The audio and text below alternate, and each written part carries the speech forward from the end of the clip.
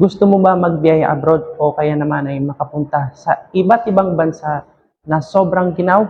Well, sa video na ito ating alamin ang mga bansa sa buong mundo ang pinakamababang temperatura o kaya naman pinakasobrang lamig ng panahon. Handa ka na bang alamin? Tara, ating tunghayan. Ngayong nalalapit na naman ang taglamig, kaya alam na natin ang mga pangontra sa lamig tulad ng jacket o makakapal na kasuotan.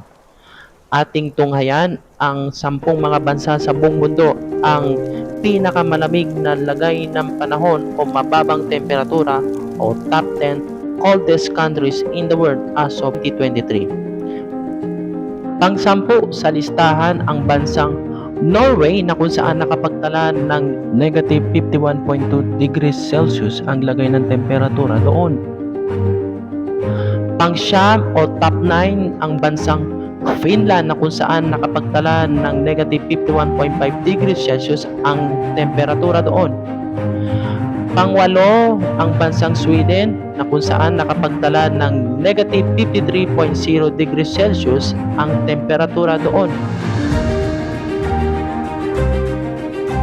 Habang ang top 7 o pang-7 sa listahan ang bansang Kyrgyzstan na kung saan nakapagtala ng negative 53.6 degrees Celsius ang lagay ng temperatura doon.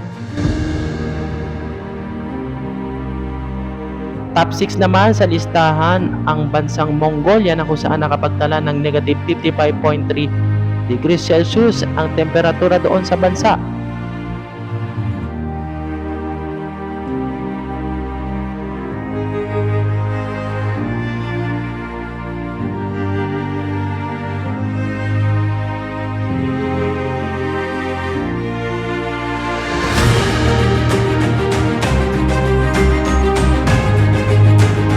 Top 5 naman o pang-5 sa listahan ang pinakamalamig sa buong mundo ang bansang China na kung saan nakapagtala ng negative 58 degrees Celsius doon.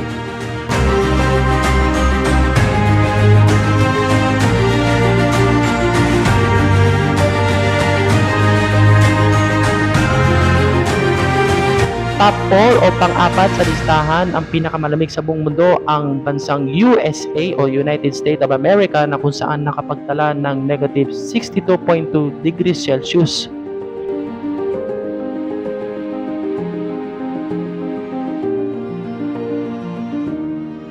Top 3 o pang-3 sa listahan ang bansang Canada na kung saan nakapagtala ng negative 63.0 degrees Celsius.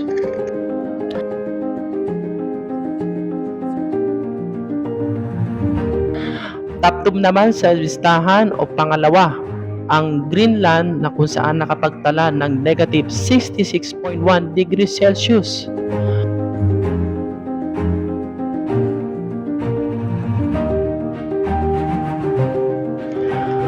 Ang Russia naman ang pinakanaitalang pinakamababang temperatura sa buong mundo ang nanguna sa listahan na nakapagtala ng negative 67.7 degrees Celsius. Para sa iba pang mga videos, mag-subscribe po sa aking YouTube channel. I-follow niyo po ako sa aking Facebook page at TikTok account. Ako si Junaid Macayong nag-uulat para sa ating tunghayan.